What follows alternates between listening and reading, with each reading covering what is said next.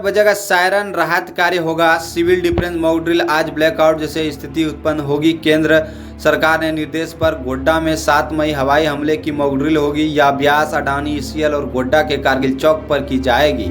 झारखंड के 6 शहरों में यह ड्रिल आयोजित की जा रही है। इसका मकसद यह है जांचना है कि जंग के हालात जैसे मिसाइल हमले या हवाई हमले के दौरान आम जनता को कितनी जल्दी अपनी सुरक्षा को लेकर सक्रिय हो सकती है। आपातकालीन सेवाएं तुरंत हरकत में आ जाएगी। इस ड्रिल में जंग के असल हालत जैसे ड्रिल पेश किया जाएगा।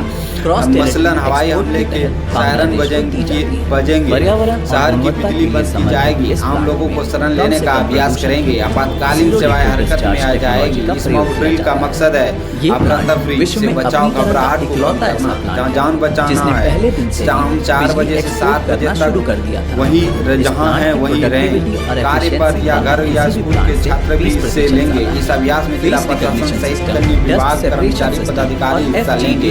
इनमें पुलिस विभाग, जिला प्रशासन, फायर, मेडिकल टीम, जिला परिवहन विभाग, नगर पालिका आदि के कर्मी मौजूद रहेंगे और दोपहर 12 बजे से ट्रेनिंग जाएगी। 3850 से 3900 मेट्रिक टन इम्पोर्टेड कोल कन्वेयर बेल्ट के जरिए